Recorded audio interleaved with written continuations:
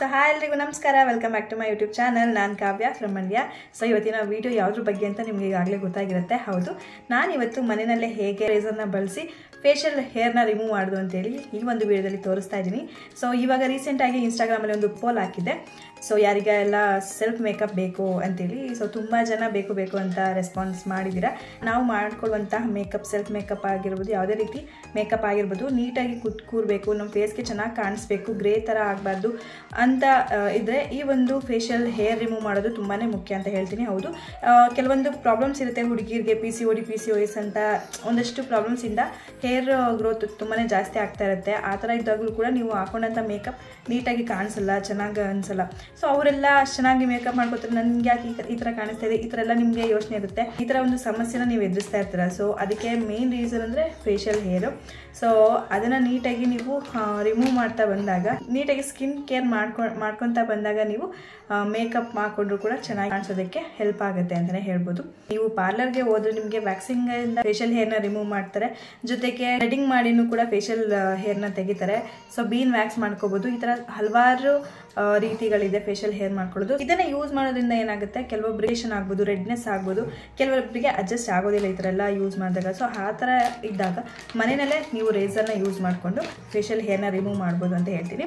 ಇದರಿಂದ ಏನೇನೆಲ್ಲ ಲಾಭ ಇದೆ ಅಂತಂದರೆ, ನಿಮ್ಮ ಸ್ಕಿನ್ನಲ್ಲಿ, ನಿಮ್ಮ ಫೇಸಲ್ಲಿ ಬ್ಲಡ್ ಸರ್ಕ್ಯುಲೇಷನ್ ಚೆನ್ನಾಗಾಗುತ್ತೆ, ಸ್ಕಿನ್ ಕೂಡ ತುಂಬ ಬ್ರೈಟ್ ಆಗುತ್ತೆ, ಹಾಗೆ ಡಲ್ನೆಸ್ ಏನೇ ಇದ್ರೂ ಕೂಡ ರಿಮೂವ್ ಆಗಿ ನಿಮ್ಮ ಸ್ಕಿನ್ ಒಂದು ರೀತಿ ಚೆನ್ನಾಗಿ ಕಾಣಿಸೋಕ್ಕೆ ಹೆಲ್ಪ್ ಮಾಡುತ್ತೆ ಅಂತಲೇ ಹೇಳ್ಬೋದು. ಫುಲ್ ಡಲ್ ಅನಿಸ್ತಿರುತ್ತೆ, ಥರ ಬ್ಲ್ಯಾಕ್ ಆಗಿಬಿಟ್ಟಿರುತ್ತೆ ಹೇರ್ ಎಲ್ಲ ಕಾಣಿಸ್ತಾ ಇರಬೇಕಾದ್ರೆ. ಸೊ ರಿಮೂವ್ ಆದಾಗ ನಿಮ್ಮ ಸ್ಕಿನ್ನಲ್ಲಿ ಒಂದು ರೀತಿ ಬ್ರೈಟ್ನೆಸ್ ಶುರುವಾಗುತ್ತೆ ಅಂತಲೇ ಹೇಳ್ಬೋದು. ಸೊ ಇಷ್ಟೆಲ್ಲ ಯೂಸಸ್ ಇದೆ. ಕೆಲವೊಬ್ರು ರೇರ್ ಕೇಸಲ್ಲಿ ಕೆಲವೊಬ್ರಿಗೆ ಅಡ್ಜಸ್ಟ್ ಆಗಲ್ಲ ಅಷ್ಟೇ, ಇನ್ನು ಅದರ್ವೈಸ್ ಎಲ್ಲರೂ ಕೂಡ ಯೂಸ್ ಮಾಡ್ಬೋದು ರೇಸರ್ನ. ಆ್ಯಂಡ್ ಇನ್ನೊಂದಷ್ಟು ಕ್ವೆಶನ್ಸ್ ಇರುತ್ತೆ, ಫೇಶಿಯಲ್ಗೆ ರೇಸರ್ ಯೂಸ್ ಮಾಡೋದ್ರಿಂದ ಕೂದಲು ಜಾಸ್ತಿ ಆಗುತ್ತಾ? ಇಲ್ಲ, ಆಗಲ್ಲ. ಸೊ ಅದೆಲ್ಲ ಸುಳ್ಳು ಅಂತಲೇ ಹೇಳ್ಬೋದು, ನೀವು ಆರಾಮ್ಸೆ ಯೂಸ್ ಮಾಡ್ಬೋದು. ನಾನು ಇವತ್ತು ಮಾಡ್ತಿರುವಂಥದ್ದು ನೈಕಾಯಿಂದ ಒಂದು ರೇಸರ್ನ ಆರ್ಡರ್ ಮಾಡಿದ್ದೆ. ಸೊ ಇವತ್ತು ನಿಮ್ಮ ಮುಂದೆನೇ ಅನ್ಬಾಕ್ಸ್ ಮಾಡ್ತಾ ಇದ್ದೀನಿ.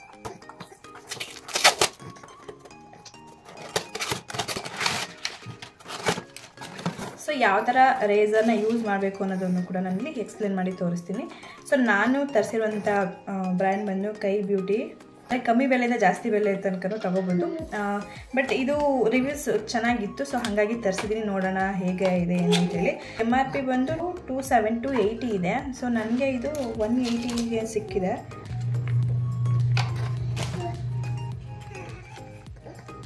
ಸೊ ಒಂದನ್ನು ತೋರಿಸ್ತಾ ಇದ್ದೀನಿ ಇವಾಗ.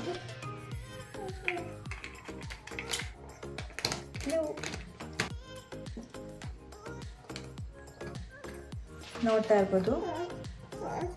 ಸೊ ಈ ರೀತಿ ಜಿಗ್ಜಾಗ್ ಇರುವಂಥ ರೇಸರ್ನ ನೀವು ಯೂಸ್ ಮಾಡಬೇಕಾಗುತ್ತೆ. ಸೊ ತಡ ಮಾಡೋದು ಬೇಡ, ಬನ್ನಿ ವಿಡಿಯೋನ ಶುರು ಮಾಡೋಣ. ಮೊದಲಿಗೆ ನಿಮ್ಮ ಫೇಸ್ನ ಕ್ಲೆನ್ಸ್ ಮಾಡಿ ವಾಶ್ ಮಾಡ್ಕೋಬೇಕು ನೀಟಾಗಿ. ಸೊ ನೀವು ನಾರ್ಮಲಾಗಿ ಯಾವ ಕ್ಲೆನ್ಸರ್ ಯೂಸ್ ಮಾಡ್ತೀರೋ ಅದರಿಂದ ಫೇಸ್ ವಾಶ್ ಮಾಡಿಕೊಂಡು ಇವಾಗ ಶುರು ಮಾಡಬೇಕು. ನಾನು ಆಲ್ರೆಡಿ ಫೇಸ್ ವಾಶ್ ಮಾಡಿದ್ದೆ, ಮತ್ತೊಂದು ಸಲ ಇವಾಗ ವೆಟ್ ವೈಪ್ಸಲ್ಲಿ ಕ್ಲೀನ್ ಮಾಡ್ಕೋತಾ ಇದ್ದೀನಿ ಫೇಸ್ನ. ಇವಾಗ ಫೇಸ್ ಕ್ಲೀನ್ ಮಾಡ್ಕೊಂಡಿದ್ದೀನಿ. ನೆಕ್ಸ್ಟ್ ಸ್ಟೆಪ್ ಬಂತು ಮಾಯ್ಶ್ಚರೈಸರ್ ಅಥವಾ ಜೆಲ್ನ ಯೂಸ್ ಮಾಡಬೇಕಾಗತ್ತೆ. ಸೊ ನಾನು ಇಲ್ಲಿ ಆಲೋವೆರಾ ಜೆಲ್ನ ಯೂಸ್ ಮಾಡ್ತಾ ಇದ್ದೀನಿ. ನಾನು ಯೂಸ್ ಮಾಡ್ತಿರೋದು ಹಿಮಾಲಯ ಅವ್ರದ್ದು. ಸೊ ವಿಡಿಯೋ ಮಾಡಬೇಕಿದ್ರೆ ಸ್ವಲ್ಪ ಡಿಸ್ಟರ್ಬೆನ್ಸ್ ಜಾಸ್ತಿ ಇತ್ತು, ಹಾಗಾಗಿ ವಾಯ್ಸ್ ಓವರ್ ಕೊಡ್ತಾ ಇದ್ದೀನಿ. ಸೊ ನೀವು ಇಲ್ಲಿ ನೋಡ್ತಾ ಇರ್ಬೋದು, ಇವಾಗ ನಾನು ಆಲೋವೆರಾ ಜೆಲ್ನ all over the face apply ಮಾಡ್ಕೊತಾ ಇದ್ದೀನಿ. ನೀವು ಬೇಕಿದ್ರೆ ಸ್ಟೆಪ್ ಬೈ ಸ್ಟೆಪ್ ಹಾಕೋಬೋದು. ಒಂದು ಸೈಡ್ ಆಗಿದ್ಮೇಲೆ ಮತ್ತೊಂದು ಸೈಡ್ಗೆ ಅಪ್ಲೈ ಮಾಡ್ತಾ ರಿಮೂವ್ ಮಾಡ್ತಾ ಬರ್ಬೋದು. ಸೊ ನಾನಿಲ್ಲಿ ಒಂದೇ ಸಲ ಫುಲ್ ಫೇಸ್ಗೆ ಹಾಕೊತಾ ಇದ್ದೀನಿ. ಸೊ ನೀವೇನಾದರೂ ಫಸ್ಟ್ ಟೈಮ್ ಈ ರೀತಿ ರೇಸರ್ನ ಯೂಸ್ ಮಾಡ್ತಾ ರಿಮೂವ್ ಮಾಡ್ತಾ ಇದ್ದೀನಿ ಅಂದರೆ ಸ್ವಲ್ಪ ಕೇರ್ಫುಲ್ಲಾಗಿ ಮಾಡ್ತಾ ಬನ್ನಿ. ಸೊ ನಮಗೆ ಗ್ರಿಪ್ ತುಂಬ ಮುಖ್ಯ ಆಗಿರುತ್ತೆ ಸ್ಟಾರ್ಟಿಂಗಲ್ಲಿ. ಸೊ ನೀಟಾಗಿ ಒಂದು ಕಡೆಯಿಂದ ನೀವು ರಿಮೂವ್ ಮಾಡ್ತಾ ಬರಬೇಕು. ನೀವು ನೋಡ್ತಾ ಇರ್ಬೋದು, ನನ್ನ ಫೇಸಲ್ಲಿ ಅಷ್ಟಾಗಿ ಏನು ಹೇರ್ಸ್ ಇಲ್ಲ, ಎಲ್ಲ ಬೇಬಿ ಹೇರ್ಸ್ ಅಂದರೆ ಸ್ಮಾಲ್. ಅದು ಏನು ಕಲರ್ ಒಂದು ರೀತಿ ಕೆಂಚು ಇರುತ್ತೆ, ಡಾರ್ಕ್ ಆಗೂ ಇಲ್ಲ. ಸೊ ನಾನು ವಿಡಿಯೋ ಮಾಡಿ ತೋರಿಸ್ಲಿಕ್ಕೆ ಮಾಡ್ತಾಯಿದ್ದೀನಿ. ನಾನು ಯಾವತ್ತೂ ಏನು ಐಬ್ರೋನೂ ಕೂಡ ಮಾಡಿಸಲ್ಲ, ನನಗೆ ಫುಲ್ ತಿನ್ನಿದೆ ಐಬ್ರೋಸ್ ಕೂಡ. ಆ್ಯಂಡ್ ಫೇಶಿಯಲ್ ಹೇರು ಕೂಡ ಅಷ್ಟಿಲ್ಲ, ಈ ಥರ ಕಿವಿ ಹತ್ರ ಒಂದು ಸ್ವಲ್ಪ ಜಾಸ್ತಿ ಇದೆ ಅಷ್ಟೇ. ಅದು ಬಿಟ್ಟರೆ ಓವರ್ ಆಲ್ ಫೇಸ್ ಏನಿದೆ ತುಂಬಾ ಕಮ್ಮಿ. ಆ್ಯಂಡ್ ಬೇಬಿ ಹೇರ್ಸ್ ಅಂದರೆ ಲೈಟಾಗಿ ಕೆಂಚು ಥರ ಇದೆ ಅಷ್ಟೇ. ಸೊ ಹಾಗಾಗಿ ನಾನು ಈಸಿಯಾಗಿ ಮಾಡ್ಕೊಬಿಡ್ಬೋದು. ಇವಾಗ ಒಂದು ಸೈಡ್ ಕಂಪ್ಲೀಟ್ ಆಯಿತು. ನೀವು ನೋಡ್ತಾ ಇರ್ಬೋದು ನನಗೆ ಐಬ್ರೋಸ್ ಕೂಡ ಕಮ್ಮಿ, ಜೊತೆಗೆ ನಾನು ಐಬ್ರೋಸ್ ಮಾಡಿಸಿ ಆಗಲೇ 1 ವರ್ಷದ ಮೇಲೆ ಆಗಿದೆ ಅಂತ ಅನ್ಸುತ್ತೆ, ನಾನು ಮಾಡ್ಸೋಕ್ಕೆ ಹೋಗಿಲ್ಲ. ಸೊ ಇವಾಗ ನಾನು ಕೂಡ ಲೈಟಾಗಿ ಐಬ್ರೋಗೂ ಶೇಪ್ ಕೊಡ್ತಾಯಿದ್ದೀನಿ. ನೀವು ಫಸ್ಟ್ ಟೈಮ್ ಆಗಿದೆ ದಯವಿಟ್ಟು ಇದಕ್ಕೆಲ್ಲ ಸಾಹಸಕ್ಕೆ ಕೈ ಹಾಕ್ಕೋಬೇಡಿ. ಲೈಟಾಗಿ ಒಂದು ಏನು ಎಕ್ಸ್ಟ್ರಾಸ್ ಏನಿದೆ ಅದನ್ನು ರಿಮೂವ್ ಮಾಡ್ಕೋಬೋದು ಆರಾಮ್ಸೆ, ಸೊ ಭಯ ಇಲ್ದಿರ. ನೆಕ್ಸ್ಟ್ 2 ಸೈಡು ಹೀಗಾಗಿ ನಾನೀಗ ಅಪ್ಪರ್ ಲಿಪ್ ರಿಮೂವ್ ಮಾಡ್ಕೊತಾ ಬರ್ತಾ ಇದ್ದೀನಿ. ನನಗೆ ಲೈಟಾಗಿದೆ ಅಪ್ಪರ್ ಲಿಪ್ಸಲ್ಲಿ ಸ್ವಲ್ಪ, ಅಂದರೆ ಅಷ್ಟು ತಿಕ್ಕಾಗೇನಿಲ್ಲ. ಆ್ಯಂಡ್ ನೀವು ಇನ್ನೊಂದು ಏನಾದರೂ ಯೋಚನೆ ಮಾಡ್ಬೋದು, ಈ ಕಿವಿ ಸೈಡ್ ಇರುತ್ತಲ್ಲ ಅಲ್ಲಿ ಸ್ವಲ್ಪ ನಿಮಗೆ ಬೇಕು ಅಂದರೆ ಮಾತ್ರ ರಿಮೂವ್ ಮಾಡಿ, ಇಲ್ಲ ಮಾಡೋಕ್ಕೆ ಹೋಗ್ಬಿಡಿ. ಯಾಕಂದರೆ ಅಲ್ಲಿ ಇರುವಂಥ ಹೇರ್ಸು ಮತ್ತಷ್ಟು ತಿಕ್ಕಾಗುವಂಥ ಚಾನ್ಸಸ್ ಇರುತ್ತೆ. ಆ್ಯಂಡ್ ಅಲ್ಲಿ ರಿಮೂವ್ ಮಾಡಿ ಆದಮೇಲೆ ಅದು ಮತ್ತೆ ರೀಗ್ರೋತ್ ಆದಾಗ ಅದು ಬೇರೆ ಥರನೇ ಕಾಣಿಸುತ್ತೆ. ಸೊ ಅದನ್ನು ನೀವು ನೋಡಿಕೊಂಡು ರಿಮೂವ್ ಮಾಡಿ, ಇಲ್ಲಾಂದರೆ ಹಾಗೆ ಬಿಟ್ಬಿಡಿ. ಸೊ ಹೆಣ್ಮಕ್ಳಿಗೆ ಅದೊಂಥರ ಲಕ್ಷಣ ಥರ ಅನಿಸುತ್ತೆ. ಒಂದು ಸಲ ಪೂರ್ತಿ ಕಂಪ್ಲೀಟ್ ಆದಮೇಲೆ ಮತ್ತೊಂದು ಸಲ ನೀವೇ ಬೇಕಿದ್ದರೆ ರೀಚೆಕ್ ಮಾಡ್ತಾ ಎಲ್ಲೆಲ್ಲಿ ಏನು ಉಳ್ಕೊಂಡಿದ್ರೆ ನೀವು ಕ್ಲಿಯರ್ ಮಾಡ್ತಾ ಬರ್ಬೋದು. ಸೊ ಇವಾಗ ನೀಟಾಗೆಲ್ಲ ಆಗಿದೆ, ನೋಡ್ತಾ ಇರ್ಬೋದು. ಅದಾಗಿದ್ಮೇಲೆ ನೀವು ಜೆಲ್ ಆದರೂ ಯೂಸ್ ಮಾಡ್ಬೋದು ಅಥವಾ ಮಾಯ್ಶ್ಚರೈಸರ್ ಆದರೂ ಯೂಸ್ ಮಾಡ್ಬೋದು. ನಾನು ಇವಾಗ ಜೆಲ್ ಹಾಕೋದು ಬಿಡ್ತಾಯಿದ್ದೀನಿ.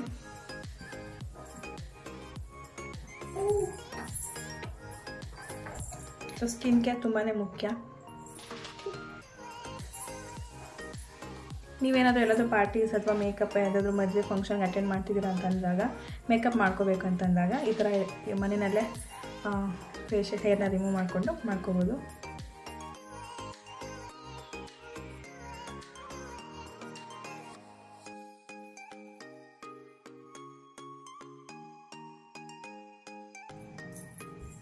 ನೋಡ್ತಾ ಇರ್ಬೋದು ಇವಾಗ ಎಷ್ಟು ಕ್ಲಿಯರಾಗಿ ಕಾಣಿಸ್ತಾ ಇದೆ ಫೇಸು ಅಂತ. ಸೊ ಇದೇ ರೀತಿ ನೀವು ಕೂಡ ನಿಮ್ಮ ಮನೆಯಲ್ಲೇ ಯಾವುದೇ ಭಯ ಇಲ್ದಿರ ಫೇಶಿಯಲ್ ಹೇರ್ನ ರಿಮೂವ್ ಮಾಡ್ಕೋಬೋದು ಅಂತ ಹೇಳ್ತೀನಿ. ನೋಡೋದ್ರಲ್ಲ, ಈ ವಿಡಿಯೋ ನಿಮಗೆ ಇಷ್ಟ ಆಗಿದ್ದರೆ ಕೂಡಲೇ ಲೈಕ್ ಮಾಡಿ, ಶೇರ್ ಮಾಡಿ, ಕಮೆಂಟ್ ಮಾಡಿ. ಯಾರೆಲ್ಲ ನನ್ನ ಚಾನಲ್ಗೆ ಸಬ್ಸ್ಕ್ರೈಬ್ ಆಗದೆ ನೋಡ್ತಾ ಇದ್ದಾರೆ ಕೂಡಲೇ ಸಬ್ಸ್ಕ್ರೈಬ್ ಮಾಡ್ಕೊಳ್ಳಿ. ಆ್ಯಂಡ್ ನಿಮ್ಮ ಮುಂದಿನ ವೀಡಿಯೋದಲ್ಲಿ ನಾನು ಸೆಲ್ಫ್ ಮೇಕಪ್ ಹೇಗೆ ಮಾಡ್ಕೊಳ್ಳೋದು, ವಿತೌಟ್ ಫೌಂಡೇಶನ್ ಹೇಗೆ ಮಾಡ್ಕೊಳ್ಳೋದು ಅಂತೇಳಿ ಒಂದು ವಿಡಿಯೋ ಮಾಡಿ ಹಾಕ್ತೀನಿ. ಸೊ ಈ ಒಂದು ವಿಡಿಯೋ ನಿಮಗೆ ಇಷ್ಟ ಆಗಿದ್ದರೆ ಲೈಕ್ ಮಾಡಿ, ಶೇರ್ ಮಾಡಿ, ಕಮೆಂಟ್ ಮಾಡಿ. ಹಾಗೆ ಯಾರೆಲ್ಲ ನನ್ನ ಚಾನಲ್ನ ಸಬ್ಸ್ಕ್ರೈಬ್ ಆಗದೆ ನೋಡ್ತಾ ಇದ್ದೀರಾ ಕೂಡಲೇ ಸಬ್ಸ್ಕ್ರೈಬ್ ಮಾಡ್ಕೊಳ್ಳಿ ಅಂತ ಹೇಳ್ತಾ ಮುಂದಿನ ವೀಡಿಯೋದಲ್ಲಿ ಸಿಗ್ತೀನಿ. ಅಲ್ಲಿವರೆಗೂ ಟೇಕ್ ಕೇರ್, ಬಾಯ್.